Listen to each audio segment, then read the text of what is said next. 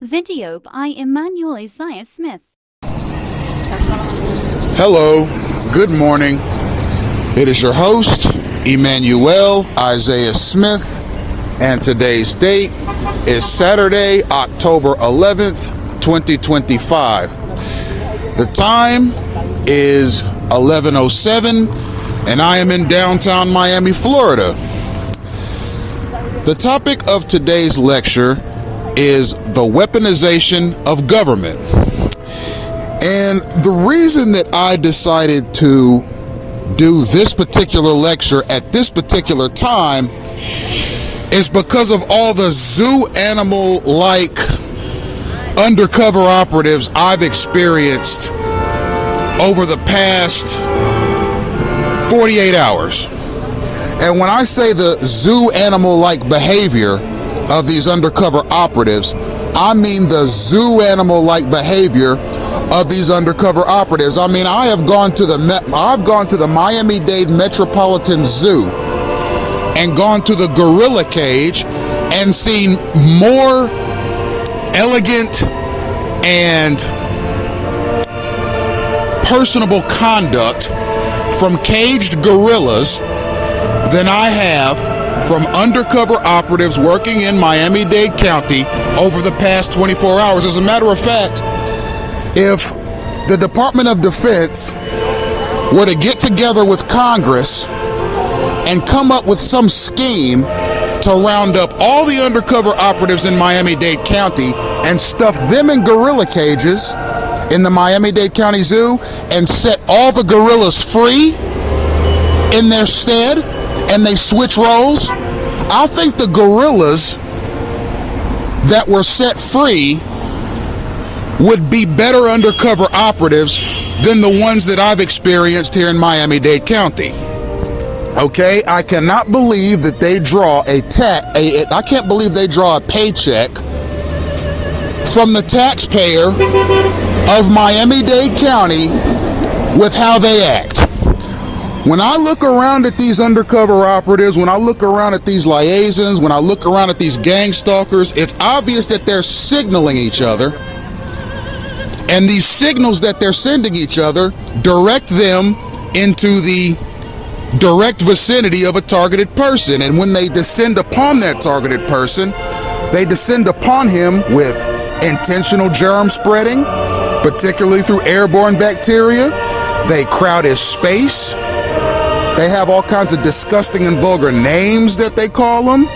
They have this system of pointing other stalkers to him, so when they leave, another stalker can come up and continue harassing him. And the undercover operatives, particularly the ones that I've encountered here in Miami-Dade County, they participate in that too. So do the liaisons. And I wanted to speak on this before I started the lecture because of the unbelievably animal-like behavior that I've encountered, that I've experienced at the hands of Miami-Dade undercover operatives over the past 48 hours. I mean, it's easy to spot them. I was always of the mindset that if you're an undercover operative, a good undercover operative is an undercover operative. You're not supposed to know they're undercover.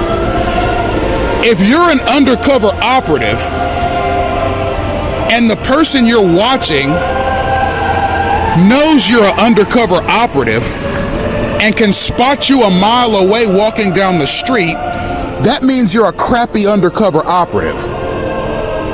Okay? If the taxpayer of Miami-Dade County knew that there was money coming out of their paychecks going into the pockets of these idle, animalistic, highly unprofessional undercover operatives, I think they'd probably file complaints with the state attorney's office. Because quite frankly, that's what I'm about to do. I can't believe the unprofessionalism that I'm seeing. As a matter of fact, they're so unprofessional, in fact, that I almost want to walk up to them when I see them and offer them a job at my company. Because I could probably train them to be better undercover operatives than whoever their supervisor is. That's how crappy an undercover operative they are.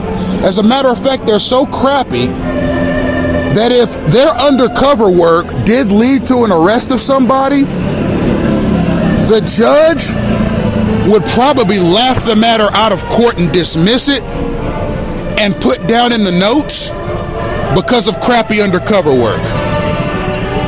Okay, so here in Miami-Dade County, you have the world's worst undercovers. And the reason they're the world's worst undercovers is because they don't appear to be fighting any crime. They don't appear to be doing anything to the benefit of the community of Miami-Dade County. It's like they mope around, they take signals from each other, and these signals are not only physical signals, but they're also verbal.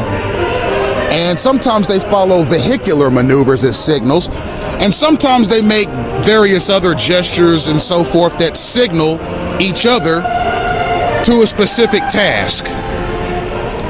So if somebody like myself can just hop up out of bed one day, turn around, look at any undercover operative that's around me and tell you, interesting, that's an undercover operative, that's an undercover operative, that's an undercover operative, just based on how they maneuver and how they talk and how they present themselves, then that's the kind of undercover operative that the state of Florida needs to fire, because quite frankly, they're useless to the cause. What's the point of having an undercover operative that's not undercover? I've probably blown at least 200 of these persons' covers over the past probably 6 months. I just look at them, point at them, and say, "Hey, get out of my face, you undercover, you're annoying me." And they walk away. It's really mindless, it's mind-numbing, and it's pathetic, quite frankly. And ultimately, what these people do, all they do is instigate. That's all they do. They are not professional at all. They're not looking for terrorists. They're not looking for child molesters. They're not looking for human smugglers. They're not looking for drug kingpins. They're not looking for car theft rings. They're not looking for anything that resembles federal crimes. All these people are doing is they are scattered about Miami-Dade County looking for people to pester. That's it. That is their only cause and function. They are scattered around Miami-Dade County looking for people to pester. And how do they know who they can pester? Because they get signals from another pesterer as to who to go and pester. You could be eating, you could be with your family, you could be in the park, you could be at the library, you could be at the grocery store, you could be literally anywhere. You could be at church. You could be at your parents' 60th wedding anniversary. You could be at a funeral. You could be at your son's high school graduation. It doesn't matter.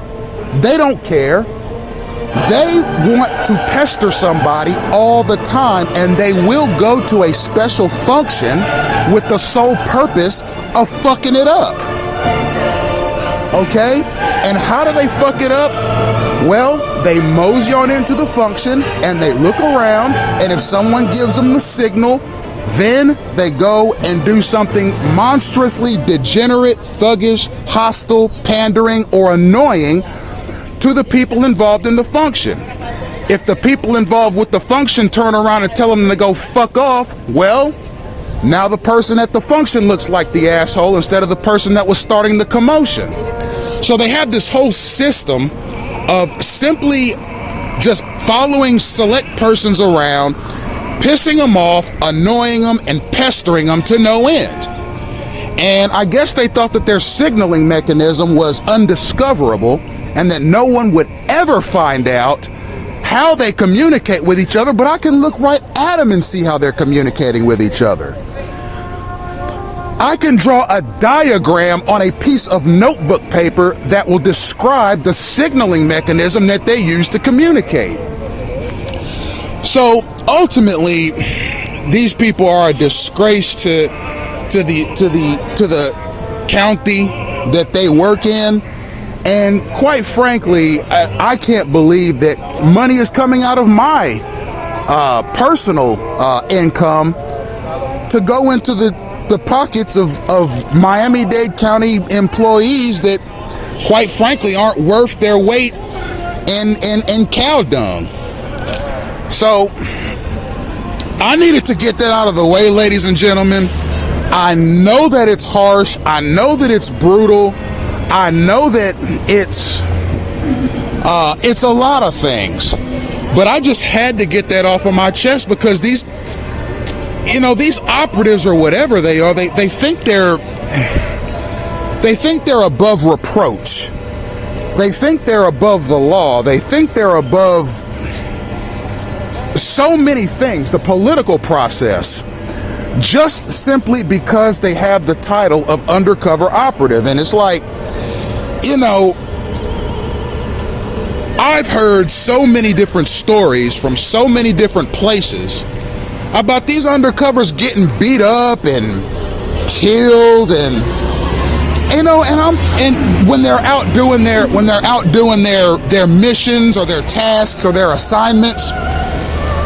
And my thinking is this, okay? How does that happen? If you're an undercover operative, that means you were at one time a law enforcement officer who decided to go undercover. So doesn't that mean that at some point you had extensive training as to what your job would be and what the tasks would be and what the assignments would be and how to keep yourself safe and how to watch for danger? So how do you take all that police training and all that instruction and you go undercover and you do something so dumb or something that is so against the rules that you get yourself beaten up or killed? How does that happen? It's because the undercovers need either better training or they need to resign as undercovers, because all they're doing is getting in people's way. They're not investigating crime. They're not solving crimes. They're not providing reliable tips to crimes. Okay, they're not making society safer. All I see them doing is eating Big Macs and getting in people's way. That's all I see. And it's a shame that we have those kind of undercovers in Miami-Dade County. I'm tired of looking at them. Okay, I point them out right to their face. Hey, get the hell out of my way. You're in my way. Go solve a crime. Go hunt down this criminal or that criminal. Why the hell are you in my way? Okay? You're annoying the hell out of me. Okay? As a matter of fact, I see thugs, I see criminals, I see homicidal violent lunatics that I'm less worried about than I am the undercovers. Because the undercovers, they have more of a timed and derived sense of how to put somebody in danger without them knowing. If some thug is walking down the street and I see him walking towards me in a menacing way, I know to either run or fight, because it's that clear to me. But if an undercover operative wants to put you in harm's way, you'll never see it coming till it's too late. You know what that means? That means they're a detriment to the safety and sovereignty of United States citizens, particularly the ones that are poorly trained. So the ones that I come in contact with are extremely poorly trained, and a lot of them have this crazy look in their eye that makes me think that whoever their supervisor is, okay, whether they're federal, state, or local undercover operatives, whoever their supervisor is, they need to snatch them off the street, put them in a psychiatric facility, and make sure that that person is fit to be around the American people. Because a crazy undercover operative can do anything to anybody. They can assault people, they can rape people, they can kill people, and walk right away without ever doing a day in jail because they work for the state. Undercover operatives need more oversight by federal, state, and local governmental sources to make sure that they're not just out here wandering around freely, harming people, committing crimes, intimidating people. I mean, I've seen undercovers go around the corner and rob people and just walk away from it, and they're totally confident because they work for the state. Okay, undercover operatives can be very, very dangerous to people. And a lot of the people who have been assaulted or beaten or killed in Miami-Dade County over the past 10 years, they were murdered, beaten, or harmed by undercover operatives. And these undercover operatives, a lot of them, they know how to get away clean because they've been doing that kind of stuff to people their entire lives or their entire professional careers. So, I said in my previous lecture that I didn't want to spend too much time talking about undercover operatives throughout the course of throughout the trajectory of my discourses, but I find myself talking about them more and more because I see them more and more. And the more I see them, the more they irritate me, the more I want to avoid them, but the more they keep popping up and showing their face. So I can't get away from them. So it creates a situation where it puts you in between a rock and a hard place. Because if you confront them with violence and hostility, then later on, other undercover operatives will confront you with violence and hostility. However, if you just walk away from them, then what happens?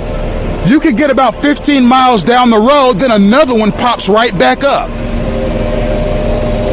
So it's nearly impossible to separate yourself from the menace.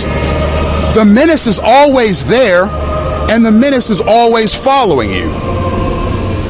So ultimately, the only thing you can do is ask your elected officials for reform. Because reform is the only way to fix a harmed or broken law enforcement mechanism. Quite frankly put, I did this particular lecture extemporaneously.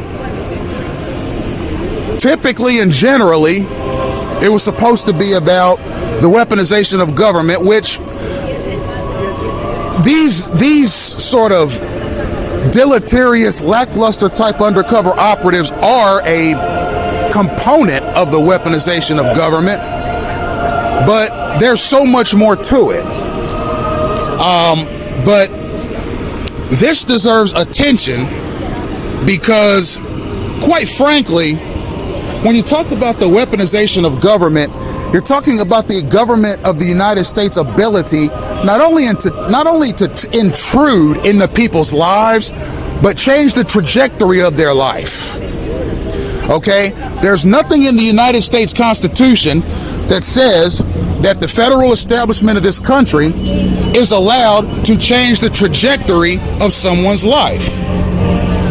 If the United States federal establishment sees it fit to mobilize groups of people, some of which are sane, some of which are criminally insane, to my exact location to do anything at all, I'm telling you right now, it better be something constitutional. If it's not constitutional, I'm going to personally record the matter, either digitally or in my own thoughts, and then I'm going to hop on my tablet, just like I'm doing right now, or hop on some other recording device, and I'm going to record the matter, and I'm going to put it on the internet for the whole world to see and hear.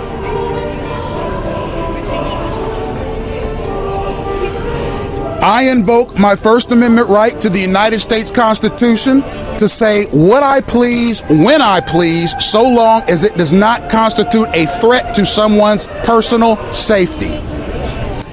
If there is anybody, either in person or online, that objects to my words in any capacity whatsoever, I invoke the First Amendment right that I have under the United States Constitution to say as I please, when I please, without fear of recourse.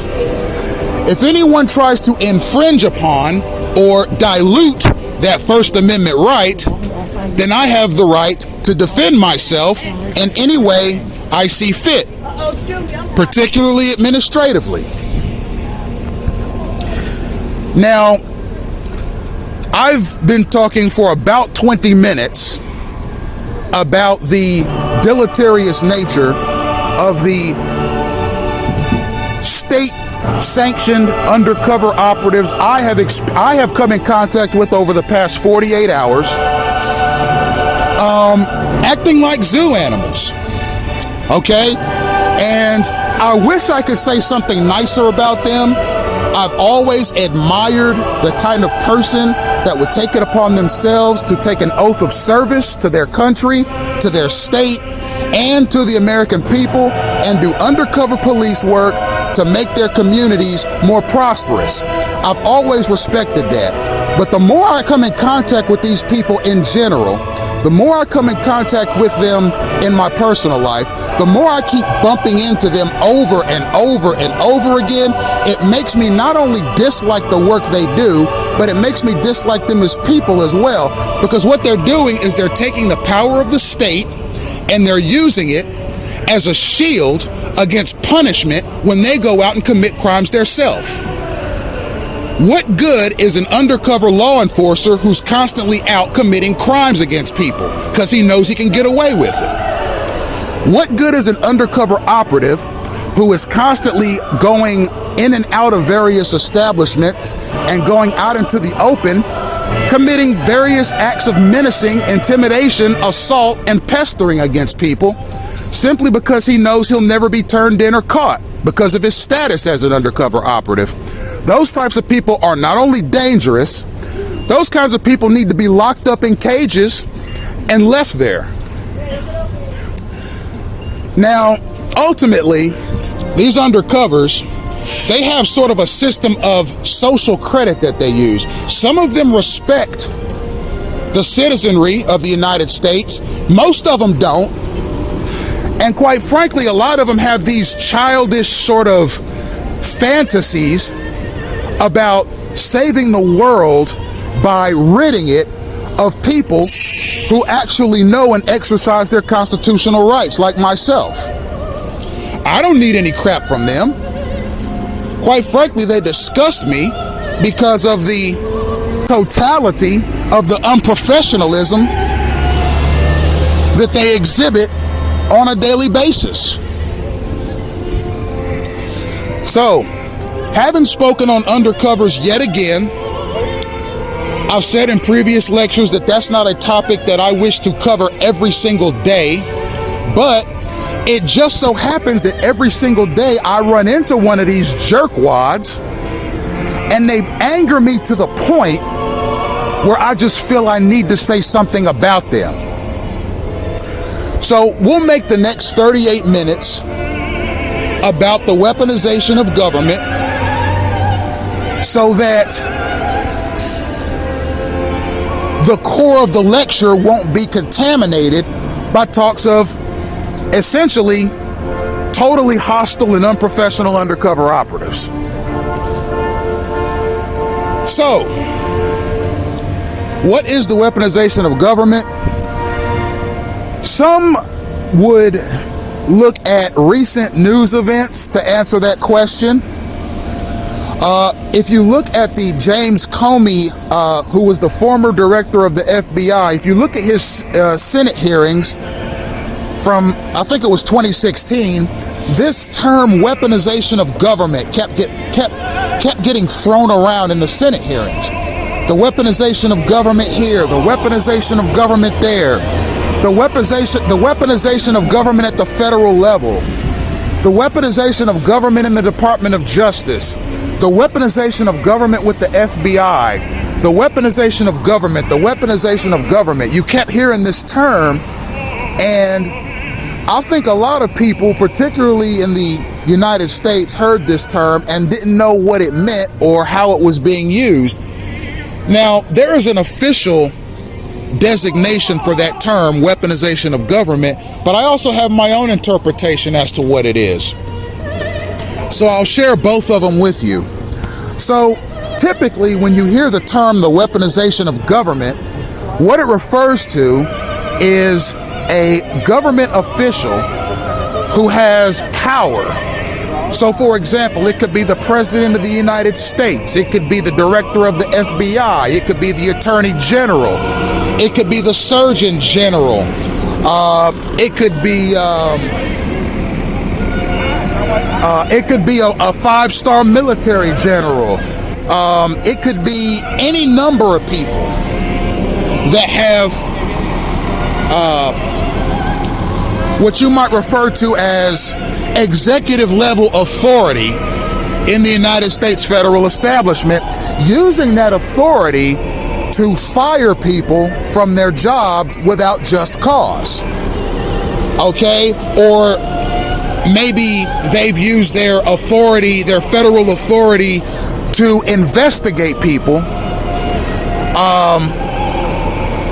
for this matter or that unjustly. So essentially, that's sort of the long and short of it. Using your federal power to fire people that you have authority over without just cause or without reason. So we saw the term weaponization of government used also in the Senate hearings of Kash Patel, who was the current director of the FBI, a man that President Trump himself appointed to that post probably about 18 months ago. So Kash Patel is accused by various members of the United States Senate Judiciary Committee of illegally firing two very well-respected employees from the FBI without just cause or without a good reason. It's suspected by the Democrats that Kash Patel fired these employees simply because Donald Trump told him to, because he didn't like the way that those two employees postured themselves towards Donald Trump's federal law enforcement agenda.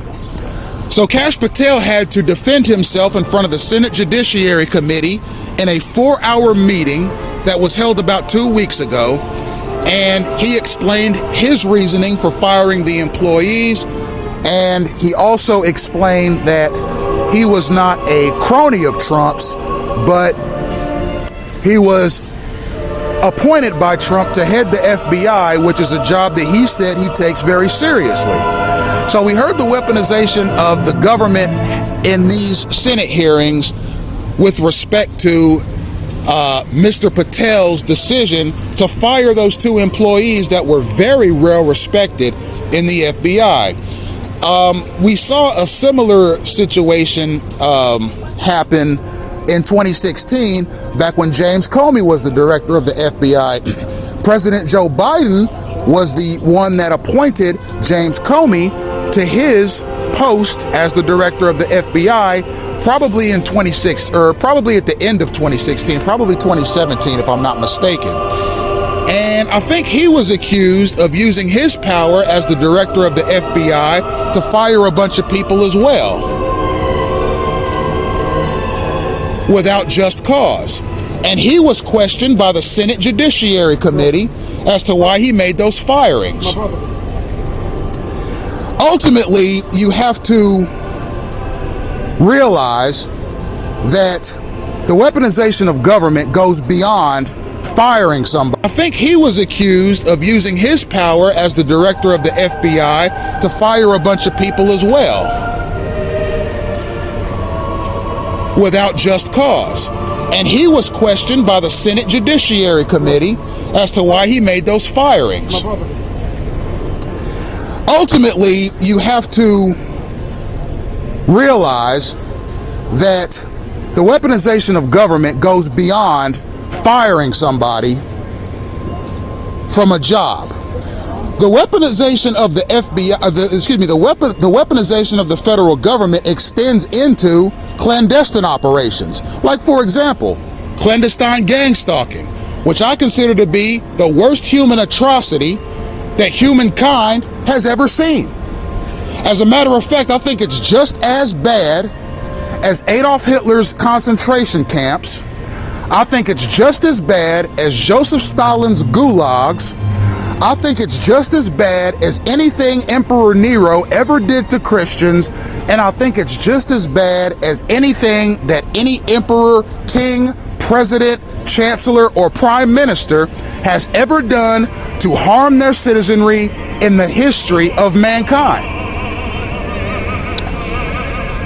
Ultimately, what you have is a state-sanctioned war that the federal establishment has waged on its own citizens.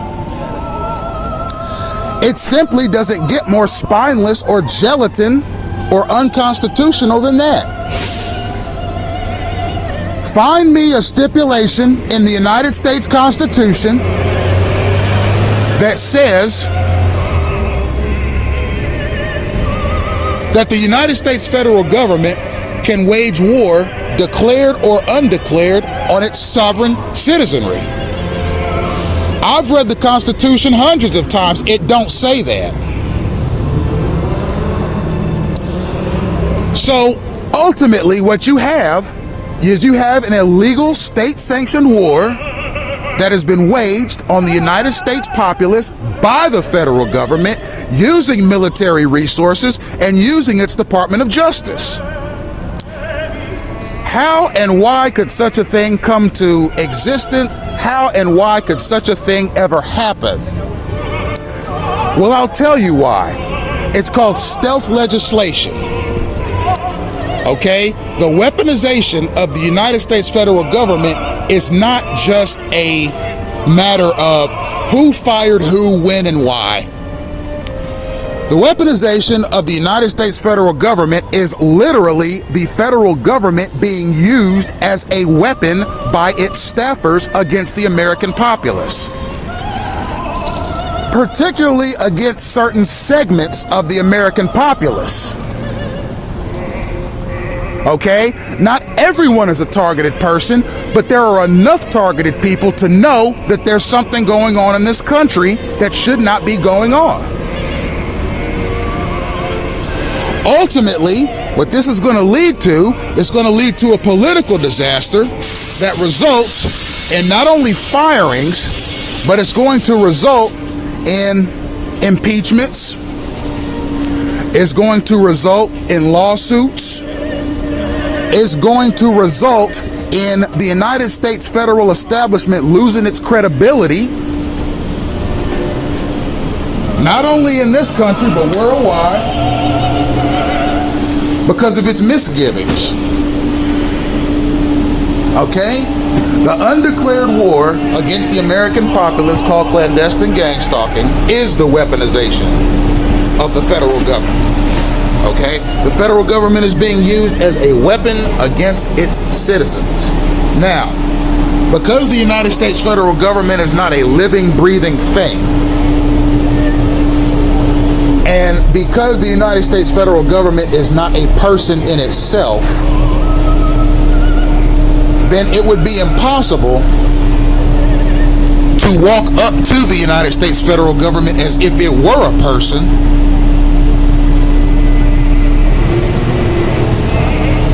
and tell it to disarm.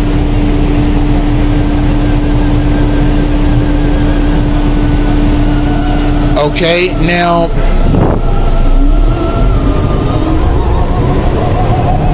ultimately, because the United States federal government is a country and not a person,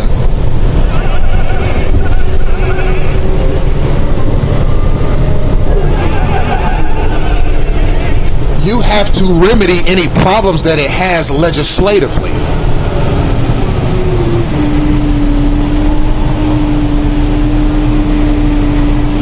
And the only way to remedy a problem like clandestine gang stalking legislatively is first to bring it to the attention of Congress. And next you have to convince Congress why the program is bad for society, why the program is bad for humanity. And if Congress is receptive to your message, and mind you, everyone has different speaking styles. Some people's speaking style is more adversarial, some people's speaking style is less adversarial. Me, I've experienced this program in varied capacities over the past 30 years. With no recourse and no compromise. So my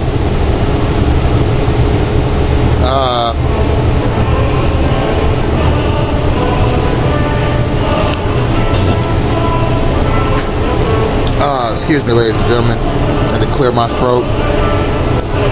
So my worldview, okay, has been shaped by this. And my idea of politics and government has been shaped by it as well. And ultimately, I think what needs to be understood is that a person, a human life, has tangible and intangible qualities to it that a government could never have. A government is simply a system of documents, agreements, and ratifications that have been accepted by a few elected officials and the rest of and at least the majority of the United States population. These territorial bounds are set using varied systems such as the one I just described. Furthermore, there are more documents and legally binding materials that are drawn up that allow the formation of constitutions and legal statutes and various other important and consequential documents and renderings concerning what a person can do and what a person cannot do. How shall a person live and how shall a person not live? Here's the rewards for living your life according to these laws, and here are the consequences for not following these laws. Here are the benefits, resources, and accommodations that a law-abiding citizen can reap throughout their trajectory in this world. And if you don't, here are the potential consequences over here. Okay, all of these things have to be drafted. All of these things have to be reviewed. All of these things have to be voted upon and ratified and then presented to the American people for review. Because if a law or a statute or a modification or an ordinance is approved by elected officials, and once this policy or law is implemented, if the American people feel like it benefits them, they will thank and reward their elected officials with the votes next election. But if they don't feel it benefits them, then they'll bring it to their elected officials' attention and say, hey, we don't think this works. I'm down here on the ground, I see it in action, and quite frankly, I don't think it has any place in American society.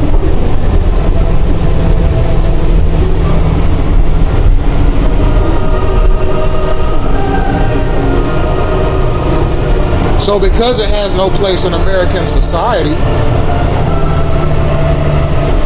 maybe you, the Congress, our elected officials, could redesign the law or scrap it and come up with something new.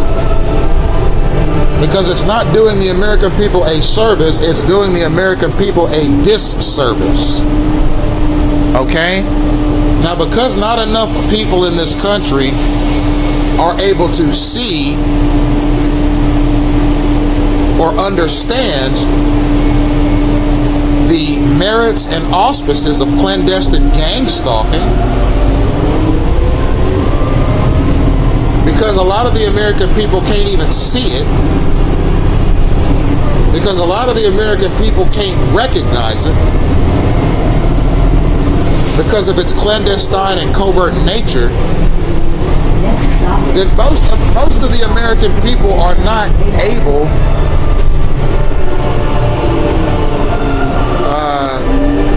to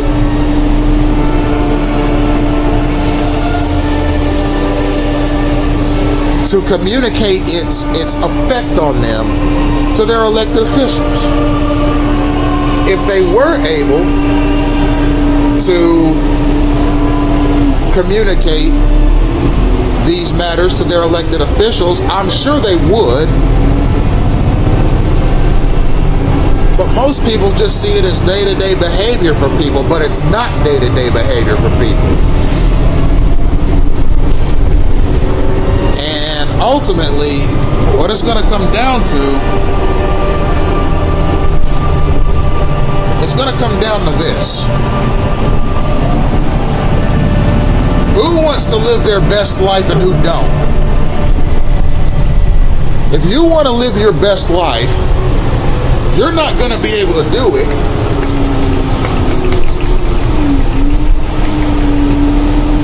with such a program in existence. If you want to live your best life, the only way to do that is if your constitutional right to life, liberty, and happiness are both afforded to you and sustained by your federal, state, and local establishments. Ultimately, when you run into that opposition, the kind of opposition that rises up against you in such a way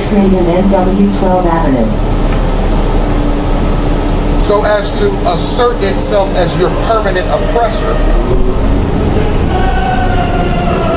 well, that ain't no way to go through life.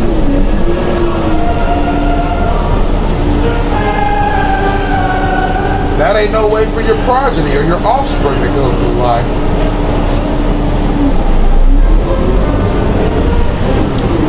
The reason we have constitutions is so that abuses of power can be identified and amended.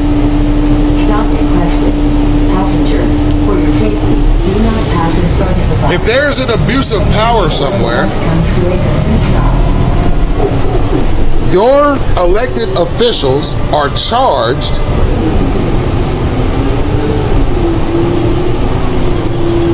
with remedying that problem as a part of their constitutional oath that they take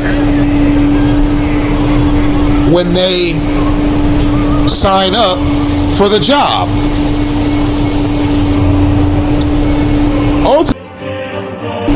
The kinds of citizens that will allow their government to forcefully and willingly, using a clandestine system of signals and vehicular maneuvers, continually impede upon a person's freedoms. That is the kind of citizen that could easily be made a slave if they are not careful. But the kind of citizen who knows their rights, who appreciates the Constitution, who understands that the trajectory of American history over the past 250 years is a unique history. The kind of person who wants to see the next 250 years go well. The kind of person who is ready to assert themselves politically throughout their trajectory through this world, considering that they stay a citizen. Then that's the kind of person who will live prosperously because they enjoy their rights, they appreciate their rights.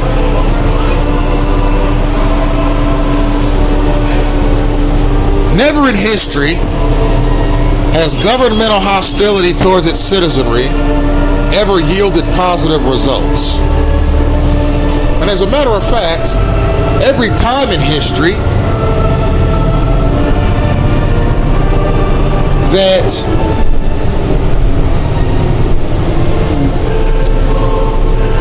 a government has used hostility, either explicit or implicit, overt or covert,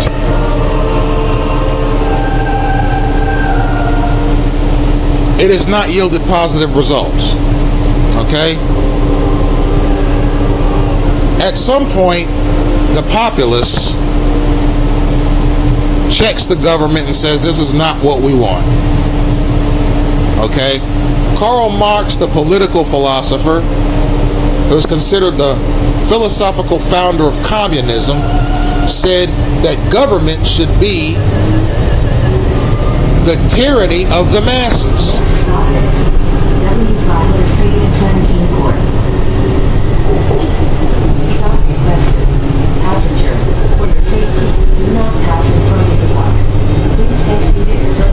Now, similarly, there's a stipulation in the United States Constitution that says this is a government of the people, by the people, and for the people. So the framers of the United States Constitution, who were essentially what you might refer to as pre-capitalists, at least agreed with Karl Marx in theory and principle that government should be of the people, by the people, and for the people, and also a tyranny of the masses.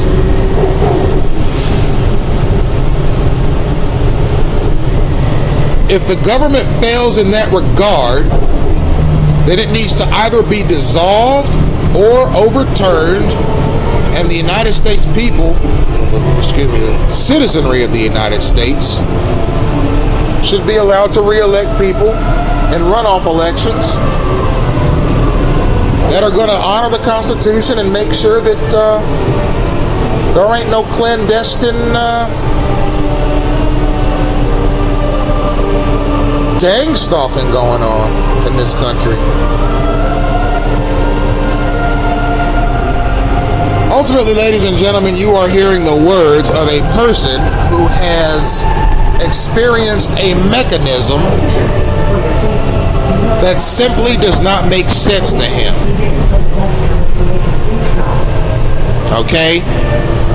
I myself take great joy in law enforcement work. I've had the opportunity, and it's been a tremendous opportunity, to do citizen patrol over the past 5 months in Kendall, Florida, working closely with Miami-Dade Sheriff's Office personnel. It has been a wonderfully eye-opening and exhilarating experience. And if I had to do it over again, I'd continue to do it. But what I'm saying is this. There's always a few bad apples in the bunch, as the old saying goes. I think the overwhelming vast majority of law enforcers in the United States do their job with duty and integrity. Somehow they send all the bad apples to me. And I have to deal with them on a daily basis and their various pestering tactics, and it's just annoying because it's like they're looking for some sort of a back and forth scuffle with me that I'm simply not up to. You can watch me if you're professional. If you're not professional, then just get the hell out of my way. If you want to be unprofessional around different people. Okay? I've been sick enough in 2025. Okay? My doctor visits have stacked up to the ceiling over the past 9 months. Okay? I've experienced enough bacterial problems at the hands of germ-flinging stalkers over the past 9 months. This entire 2025 has been riddled with doctor visits for myself because I can't stay healthy around these synchronized germ-flinging persons. Now, if you all want to keep trying me and testing me, then I'll keep going online with these discourses and lectures and letting the American people know exactly how much of a zoo animal you conduct yourself as.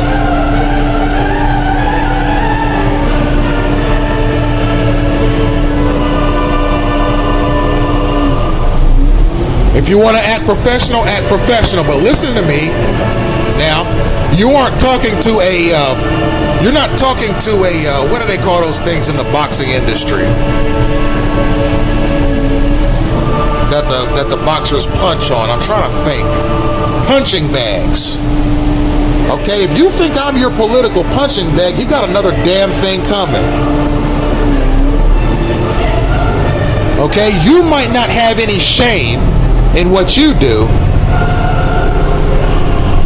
as a liaison, as an undercover operative, as a stalker. You might not have any shame in how you conduct yourself. And quite frankly, our federal establishment may not have any shame either. But future generations are going to look back on these moments with shame if you don't raise your standard of conduct. You don't have to like the way I'm talking to you. The truth is the truth. Okay, these lectures I do aren't lullabies. They're political treatises from a disaffected, disenfranchised, and disillusioned American citizen.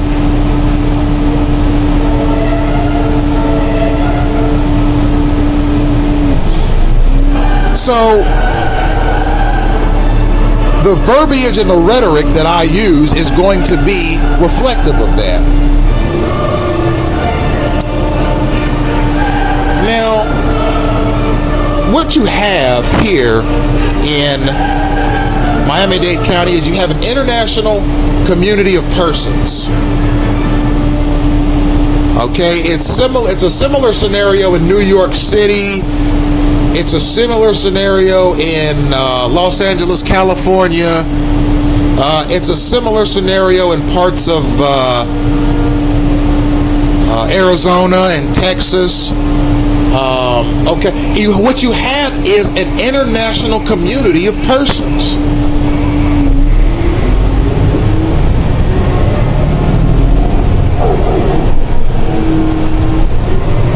And this international community of persons,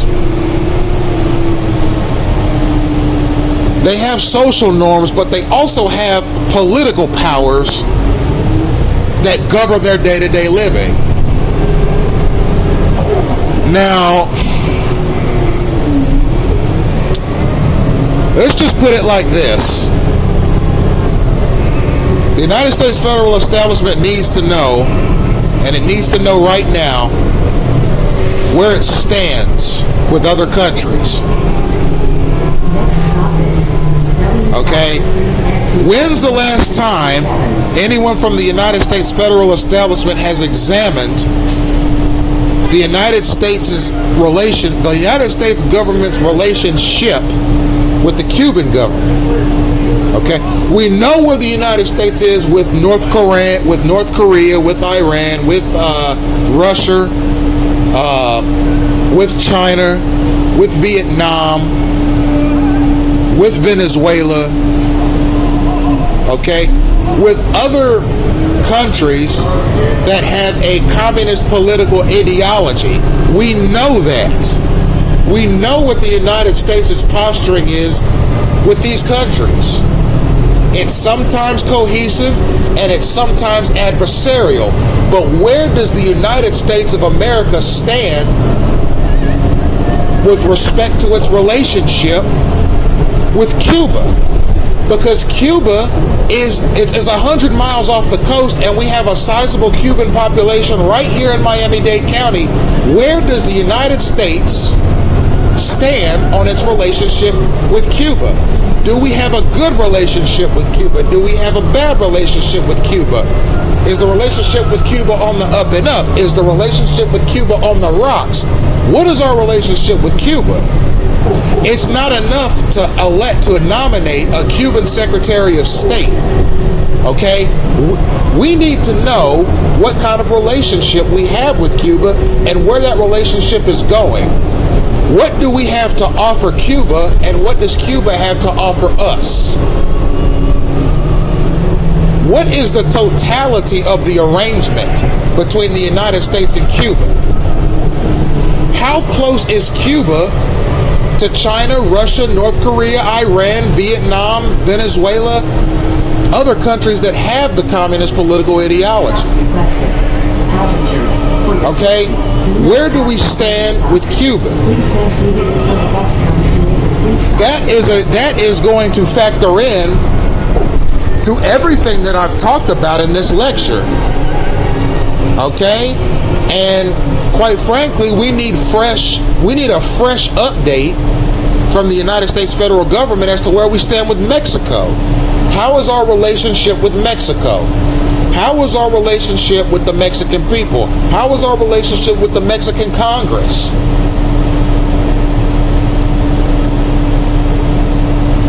Okay? You can fool some of the people some of the time, as the saying goes, ladies and gentlemen, but you cannot fool all the people all the time. Congress, I know you're busy. I know you have lots of things to do. I know you have lots of games of solitaire to play with one another in your offices. And lots of games of blackjack and Texas Hold'em to play with your staffers when you're out and about. But I have a question for, if I could just pull you away from your game of cards just for a second.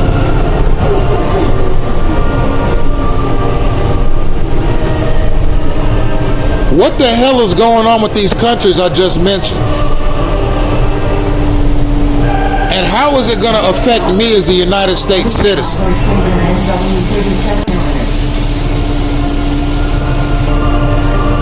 Find for me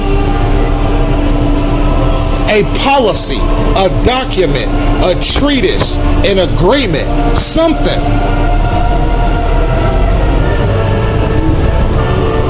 that's going to give me a better understanding of what the United States' idea of a future trajectory is for, with the vastly multiplying Hispanic population of this country. Now keep something in mind, ladies and gentlemen. Okay? I've lived among Hispanic Americans for 10 years now.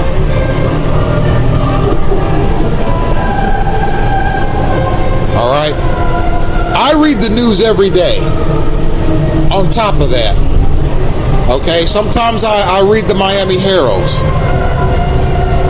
and oftentimes I watch Channel 10 News here in Miami-Dade County. So I've picked up on some cultural realities. I've picked up on some social realities concerning the Cuban American people. I've picked up on a lot of things, but there's still a lot that's in the dark here. How much of the United States Constitution applies to them as it does to any other citizen? Is it more? Is it less? And the same for our Mexican immigrants and the ones who were naturalized and even the ones who are here illegally. Because apparently the United States has over the past 52 years sort of saw illegal immigration as sort of like just a comes with the territory type of deal. We're a sovereign country. We have a populous border. Some people are going to come across. It is what it is. Although we have seen more efforts by the Department of Justice in recent years to curb illegal migration, but this all has to factor into the equation somehow. Okay, in 24 years, we're going to have a Spanish-speaking majority in this country.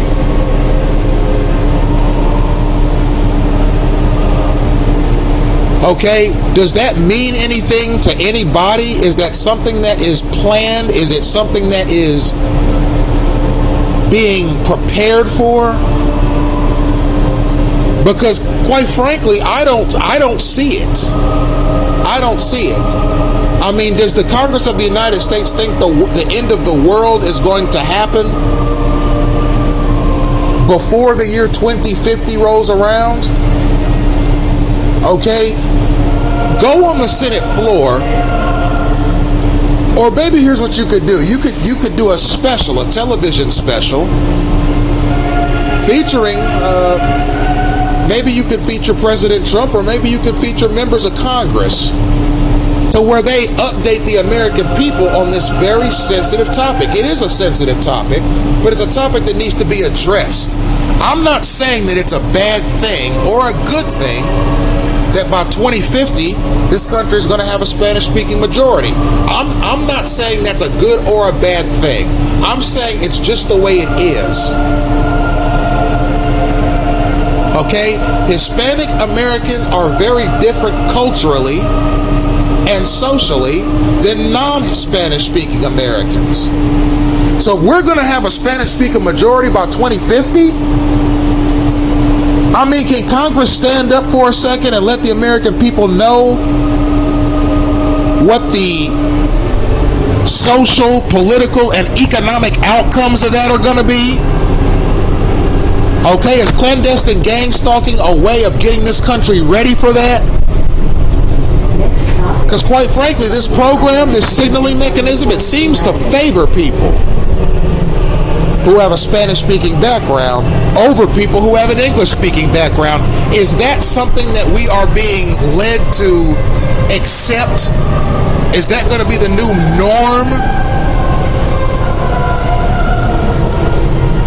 Okay? I have no problem with the Spanish language. I think it's a lovely language. It's an old language. It's a sophisticated language, just like many of the European languages are, just like the Middle Eastern and Asian, South African, North African, and Central African languages are. There are many sophisticated languages in this world. I think when spoken properly, Spanish sounds beautiful. I just want to know from the Congress, what do I need to expect in 24 years? How is that change in demographic going to affect me, not only as a citizen, but as a targeted person? You all ain't doing nothing about this gang stalking stuff anytime soon. So how's the trajectory of my gang stalking campaign going to change over the next 24 years? Thank you for tuning in.